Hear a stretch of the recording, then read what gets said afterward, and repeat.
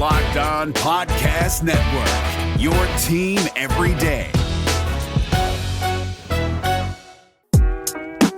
You're listening to the Locked On Broncos podcast, hosted by Cody Roark, your daily Broncos podcast. Denver Broncos pass rusher Bradley Chubb underwent an ankle procedure last week. How long is it expected for him to be out of action, and will he be ready for the start of training camp towards the end of July? Plus, we take a too early projected look at the Broncos' defensive depth chart here on today's brand new episode, Locked On Broncos, which is brought to you by our good friends over there at Built Bar. And you can go to BuiltBar.com and use promo code LOCK15 to get 15% off your next order today. Welcome back, ladies and gentlemen, to a brand new episode of the show here, Locked On Broncos, on the YouTube channel. Make sure you hit that subscribe button, turn on the notifications for daily exclusive Denver Broncos news, content, and coverage. And also subscribe to the podcast on Apple Podcasts, Google Podcasts, Spotify, and the Odyssey app. I'm your host, as always, Cody Roark, Denver Broncos analyst for the Locked On NFL Network, plus director of video content and senior NFL analyst at Pro Football Network. You can follow me at Twitter, at Cody Roark NFL. Make sure you follow the podcast at Locked On Broncos, and make sure you engage in the comment section here on the YouTube channel. Make sure you hit that like button for the algorithm. I look forward to interacting with Broncos country continuously more, but it is Monday. Hope all of you had an amazing weekend, but we have a brand new episode in store for you here today. And it was surprising news over the weekend. Starting things off was that Mike Klis on Saturday had reported that Bradley Chubb underwent surgery last week, a minor ankle procedure to remove a bone spur in the ankle that was bothering him last season that forced him to miss the final 2 games of the 2020 NFL regular season. And I think the first thing everybody thought, and I saw a variety of different responses in the comments, and this is why I just wish information, people would allow things to process first, but this is a minor procedure for Chubb. We saw comments in the sections already for Broncos fans saying Bradley Chubb is a bust. I don't think that's the case. Denver views him very highly. He had that ACL injury. That was unfortunate, but he really turned it on for the team last season and stepped up in a major way, especially in the absence of Von Miller, and they picked up his club option. There is a strong optimism that Denver is looking to extend him, and I know that you're seeing him being thrown into some trade proposals for certain quarterbacks. We're not going to get in that discussion because it's just hypothetical. We're not going to go chasing unicorns here on the podcast just yet. So for Bradley Chubb, yes, that's going to be the timeline for him. He's going to be expected to miss OTAs, right? Phase 2 of the offseason program began last week. He's expected to miss this. He's expected to miss the start of mandatory minicamp, but he is expected to be ready for the start of training camp, according to Ian Rappaport. So that is good news. And one of the questions I think somebody threw my way, and I felt like I had to touch on it, is why do some of these procedures occur at this point of the offseason, especially, as you see teams and players report back to facilities? Well, I think that one of the things I wanted to talk about regarding that is that when you get back on the football field and you're at the training facility and you're able to get looked at, if it's still bothering you, despite the fact that you've worked in the offseason, you've strengthened your body, you've been preparing, you've been working out, you've been lifting, and you've been doing football-related drills, you go through these things and you start to feel, maybe some scar tissue. Now, originally when you have a cleanup procedure, a lot of times doctors and surgeons will go in, they'll clean up scar tissue. Anytime you have like a sprained ankle, scar tissue will build up. I know that once I had my ACL injury, and I know Chubb, for example, had this too, when he had his ACL, when they cut you open, that scar tissue hardens and it's tough and it causes uncomfortableness. And it causes you to really kind of question things because sometimes you're going to feel that scar tissue pop. And you're going to wonder, whoa, did something bad just happen? But a lot of times, scar tissue popping is a good thing. It is painful. But for Chubb, the ankle was bothering him last year. So they went in, they removed what was called a bone spur. And those things can be very uncomfortable. This isn't expected to really hinder what he's able to do at the start of training camp. He's expected to be fully ready to go. But sometimes this is the perfect point of the offseason. We see various players around the NFL sometimes get these knee scope procedures, a meniscus cleanup, because it's usually only a 4 or 5 week probably process. So he's going to be in a walking boot for a few weeks, but he should be ready to go for the start of camp. So Broncos country, do not dwell and try not to be so negative about Bradley Chubb. I tell you, he's a phenomenal player for this team. Von Miller's back on a 1-year deal. The Broncos got him at the point that they got him because Von Miller one day is going to retire or he's not going to be on the Broncos anymore. They hope that Chubb can be a lifelong Bronco the same way that I think Broncos fans hope that Von Miller can be a lifelong Bronco. There's still a possibility for the two things happening, but I see a lot of negativity thrown towards Bradley Chubb's way, oftentimes in the Josh Allen hindsight argument in terms of the quarterback position. And I just want to say right here, Josh Allen would have never been the quarterback that he is right now if he stayed in Denver, especially with the revolving door of offensive coordinators, quarterback coaches, and staff turnover. It wouldn't have done Josh Allen any benefit, and he would have struggled the moment that he threw his first incomplete pass in Denver. So I just wanted to pump the brakes on that one. But this is also the perfect opportunity for the Broncos to take a look at their depth behind Chubb and behind Von Miller. Yes, Von's been there. Malik Reed, we know what Malik Reed can offer to the table, but the depth behind those guys is especially important. So right now, I'm really taking a look at Peter Tamopenu, one of the Broncos signings that are reported last Sunday for the organization, outside linebacker. He's only been in the league for 2 years, and he's 27 years old. He's a fast, physical freak of nature. We did a feature episode on him on last week's episode, Locked On Broncos, told a little bit about his story into the journey of football from high school to the collegiate level to the NFL level from Tonga. He's going to be one of those players that I really do feel like is going to make this roster as that fourth guy behind Malik Reed, Von Miller, and Bradley Chubb. But it also gives an opportunity for the team to take a look at Derek Tuszka, their 7th-round pick from the 2020 NFL Draft. And the issue with Tuszka last season, we'll talk about it when we get into our projecting depth chart series coming up here in just a moment. But the thing is, his size has been a big question, I think, for many people. But it's going to give him a lot of opportunities to get reps when mandatory minicamp does come in OTAs, where you can ramp things up. The intensity is going to ramp up a little bit for position coaches, for teams. I'm not necessarily sure when they're going to transition to 11-on-11 stuff, but everything is going to be non-contact. It's just technique fundamental and building that continuity in terms of being around your position guys and also your other the players and coaches, really understanding the terminology of the playbook, going on the field, carrying it out, and doing the drills it's going to be necessary for your requirement to complete your job in the National Football League. So we're going to get an in-depth look at Peter Tamopenu and Derek Tuszka with the absence of Bradley Chubb, but Bradley Chubb is expected back. But Broncos country, coming up here in just a moment, we're going to get into our conversation regarding a way too early depth chart projection. We did it last week with the offense. Today, we're taking a look at the Broncos defense. My projections, my estimations based on just what I feel is going to be the case. Coming up here in just a moment. But before we do that, folks, I have to tell you about the sponsor of today's episode, Locked On Broncos. That's our good friends over there at Credit Karma. And Credit Karma has always been there to help you make better financial decisions, and now they want to help you even more. With a Credit Karma Money Spend account, you can be rewarded for good money habits. Credit Karma Money is a brand new checking account where you can win cash reimbursements for making purchases. When you use your Credit Karma Money debit card, you can win daily instant Karma purchase reimbursements on items up to $5,000. That's a lot of money, folks. So just pay with your debit card, and if you win, you'll be notified on the spot, and your instant Karma cash will be added back to your spend account. Right now, visit creditkarma.com/winmoney to open your free account and start winning instant Karma today. Go to creditkarma.com/winmoney to sign up for free and start winning instant Karma. That's creditkarma.com/winmoney. Instant Karma is sponsored by Credit Karma. No purchase necessary. Exclusions and terms apply. See rules. Banking services provided by MVB Bank Incorporated. Member FDIC. Maximum balance and transfer limits apply. All right, Broncos country, as we get into the second half here of Locked On Broncos, like I said, hope you all had an amazing weekend. In the meantime, if you're listening to Locked On Broncos, the NBA playoffs are ongoing. The Colorado Avalanche took a 3-0 lead against the St. Louis Blues. You need to be listening to the Locked On Avs podcast hosted by Chris Maselli, and also the Denver Nuggets. They're in the playoffs. They had their first playoff game on Saturday against the Portland Trail Blazers at Ball Arena. Did the Nuggets come out on top? Well, you got to check out Locked On Nuggets, hosted by Adam Mares and Matt Moore on the Locked On Podcast Network on your favorite podcast provider. You can get Colorado sports action every single day. But ladies and gentlemen, let's get into our conversation here, projecting a way too early look at the Broncos starting defense here in 2021. I'm going to pull it up here on my screen for you as it pertains to what we're looking at. And this is a depth chart that I have built myself specifically for the Denver Broncos defense. And I want your input. I want your feedback on it as we go through along. Let me know in the comment section down here below. So first off, taking a look at the defensive line for the Denver Broncos, the front seven, the outside linebackers, the defensive line, and also the inside linebackers. We have to take a look at these depth charts specifically. Take a look at defensive end. Shelby Harris, he's obviously projected to be the starting defensive end for the Broncos, signed a 3-year contract extension this offseason. Great to have Shelby back. And I know that the Broncos will benefit from him being healthy this upcoming season. When we take a look at nose tackle, we've got Mike Purcell. He's my penciled-in starter. He's coming off of a Liz Frank injury. He is ready to go.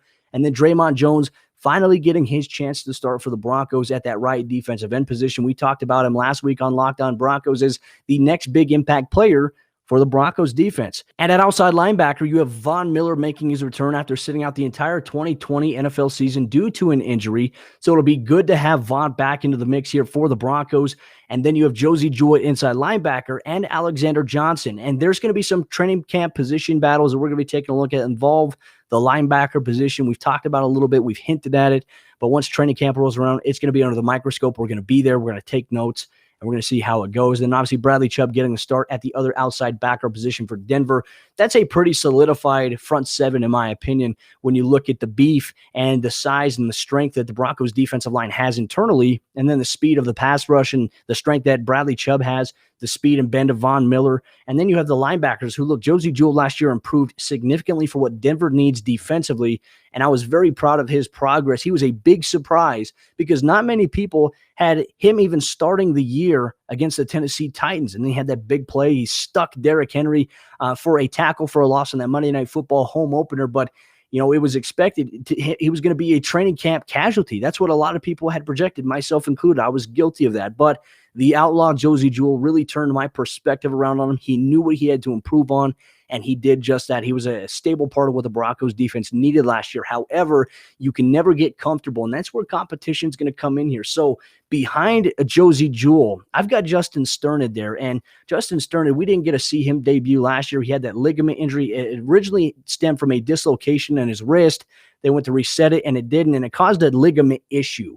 And so from that point, he had to have emergency surgery because they didn't want to have any nerve damage there. He was out for the entire 2020 season, and he is a tall, rangy, athletic linebacker who the Broncos hope can maybe be that coverage dynamic that they do need. He's not necessarily going to be that 4.4 speed guy that we saw Devin White and Levante David in the Super Bowl against the Kansas City Chiefs, but he is athletic enough and tall enough to get his hands up across the middle to really congest some of those passing lanes that quarterbacks might try to throw it across the middle. He's going to be there. He's long, he's rangy, and he can track sideline to sideline very quickly. So I think we're going to see a lot of Justin Sternad, even if he doesn't get the start this year. I think in certain personnel packages, sub-packages, we're going to see a lot of him. And then Baron Browning, the Broncos' third-round selection this year out of Ohio State, working a lot so far in Broncos rookie minicamp and OTAs at that inside backer position. Not expected to be an outside backer option, though he has the opportunity to do so. I don't imagine Denver's going to dip their finger in the waters of putting him there at outside backer because of the fact that they have Pita Tamopenu and they also have Derek Tuska. They really think that Browning can convert at the next level to be one of those guys that can track running backs out of the backfield and be one of those spies, especially if you're in the red zone, where the Broncos for the last 2 seasons have been the number 1 red zone defense in the National Football League. You have a guy that can be surprising against the drag and the sit routes and the snag concepts. You're going to see a lot of these tight ends and wide receivers run, and they really try to isolate you in one-on-one matchups. That's where Baron Browning is going to develop. And like I mentioned, watching him so far in Broncos rookie minicamp, he is very fluid. He's got quick feet. He's got really fluid hips, and he's quick reacting. And I think that's going to be a dynamic. He does have the possibility, I think, to be that Devin White type player. Maybe not to the impact that Devin White is, because Devin White has earned that right, especially being where he was picked in the NFL draft as a first-round talent. But I do believe that Baron Browning can be an underrated, under-the-radar type player alongside Justin Sternad. Denver's got options there. And then you have Josh Watson, who was a key special teams player last year in some spurts, had a big tackle against the Las Vegas Raiders, and Joe Jones departed to the Tampa Bay Buccaneers. So I imagine that Josh Watson's got an opportunity maybe to fill that role. There is Curtis Robinson, who's an undrafted rookie free agent out of Stanford.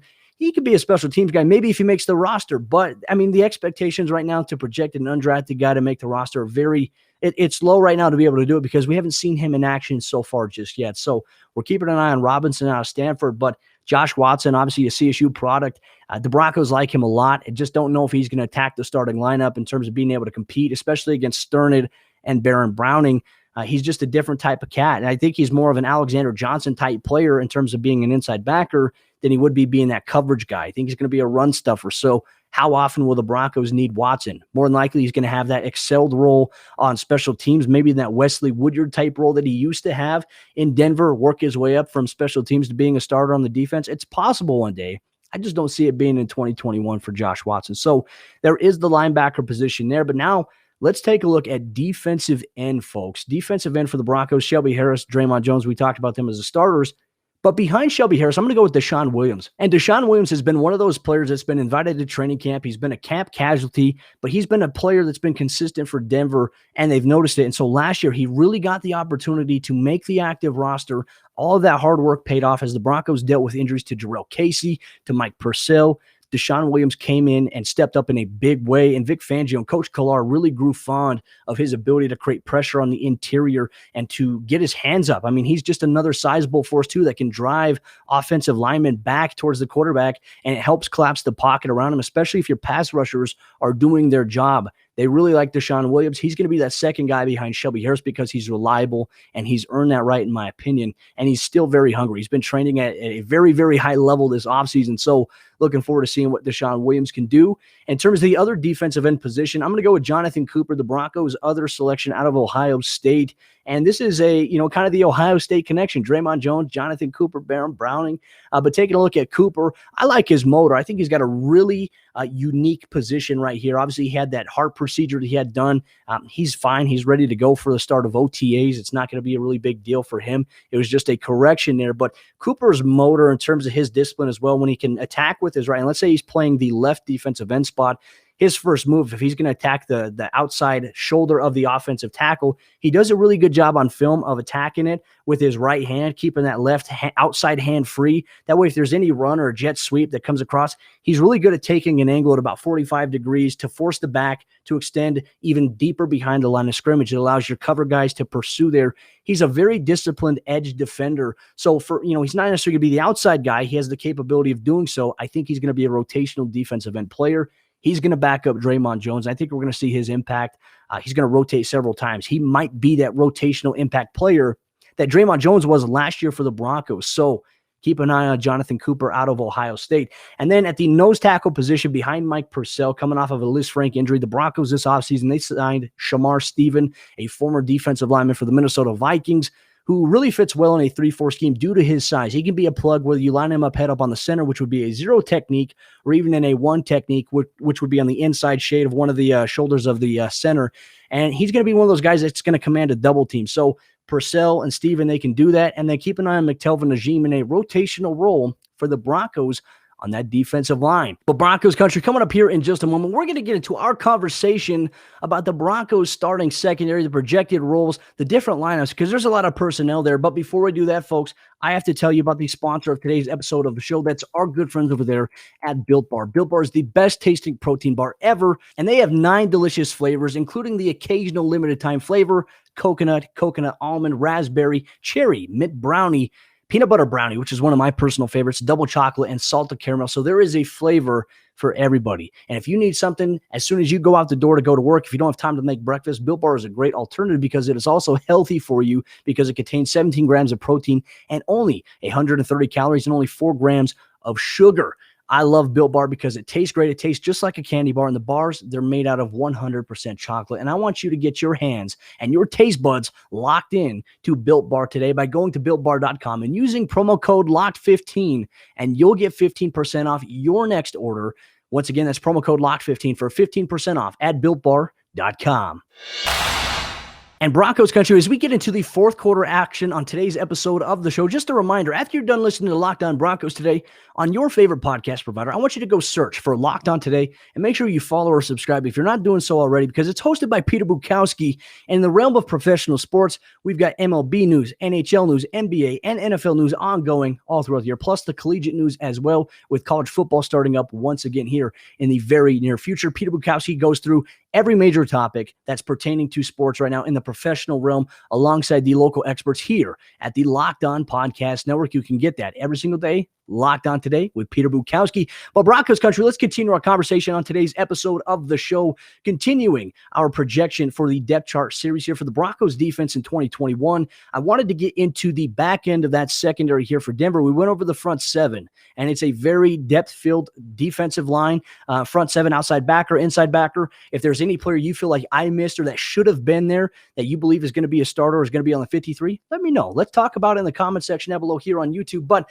pulling it up here once again, the depth chart for the Denver Broncos. We take a look at that secondary, okay? And you've got it noticed right now. I've got Patrick Surtain listed as the starting cornerback. Look, I'm a big believer of the fact that you draft a guy first overall inside the top 10 and with a player of his caliber, considering that the Broncos, if they wanted to, they could have looked at other positions in the NFL draft in round number 1. They chose to go cornerback. There is a reason why it was Patrick Surtain.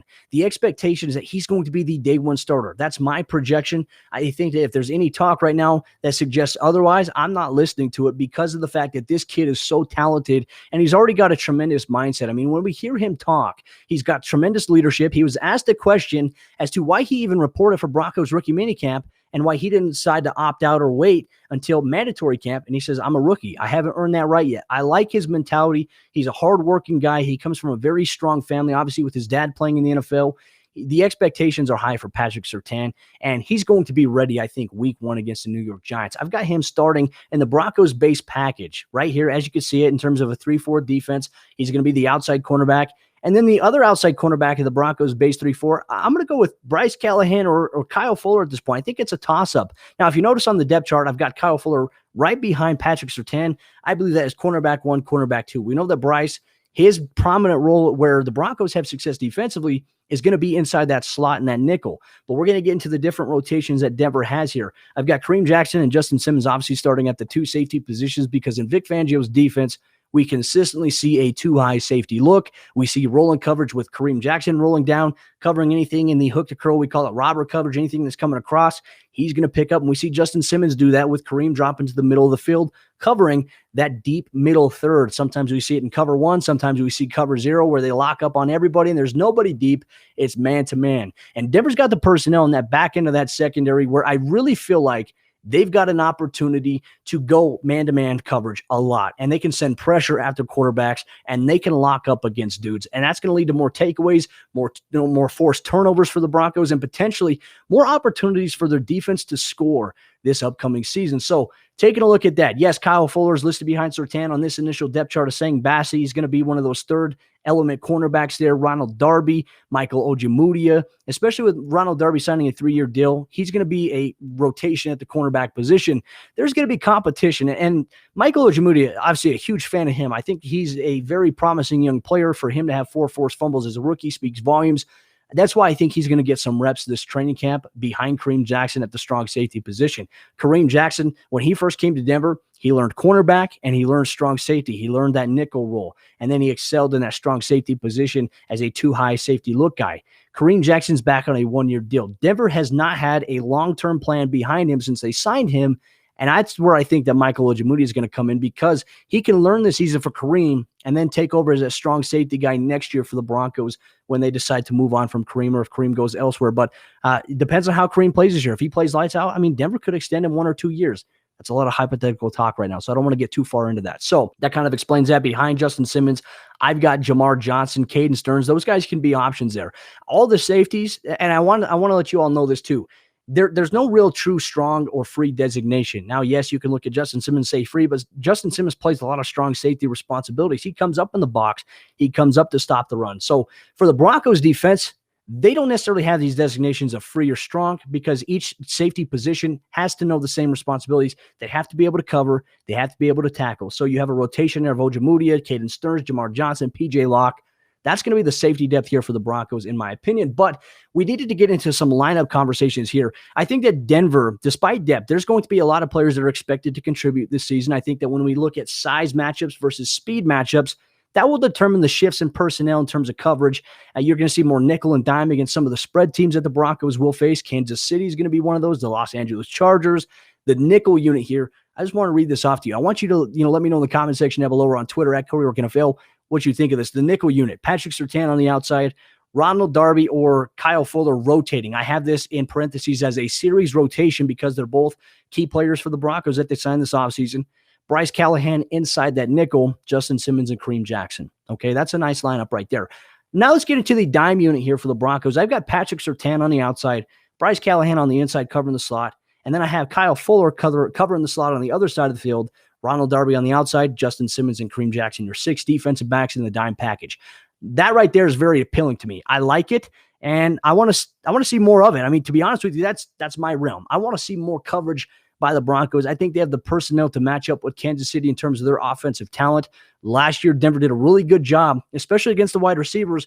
But the one guy that hurt them the most, Travis Kelce. The one guy that hurt the Broncos last year in some of the matchups against the Raiders was Darren Waller. So Denver's got these different opportunities to match up based on their personnel against other teams' personnel. Personally, I'm looking forward to seeing Patrick Surtain against Keenan Allen, Mike Williams a little bit, some back and forth. But I think that the Broncos playing the AFC West a majority of their games towards the end of the season, I think is going to bode well because this team, I was talking with a commenter here on YouTube about it, Denver might have their identity fully established at this point in time. So I like the Broncos defensive lineup. That was my projection here for the upcoming 2021 NFL season. Broncos country, let me know in the comment section down below here on YouTube what you thought of my projections. What projections do you have? Let's interact. Let's have dialogue here in the comment section down below. Don't forget to hit that subscribe button here, Locked On Broncos, and like the video as well for the algorithm. But I look forward to interacting with you even more. But Broncos country, that will do it for today's episode of the show. Tomorrow is Twitter Tuesday, but we're going to open things up to YouTube as well. If you have a specific Broncos-related question that you would like me to answer on the show tomorrow, let me know in the comment section down below here on YouTube. Also, tweet me on Twitter at Cody Roark NFL. We will answer it here, Locked On Broncos. But with that said, I'm your host as always, Cody Roark. Don't forget to hit that subscribe button on the channel, on YouTube, on your favorite podcast provider, and also follow me on Twitter at Cody Roark NFL. Follow the show at Locked On Broncos. But with that said, ladies and gentlemen, I will see you tomorrow for a brand new episode of the show.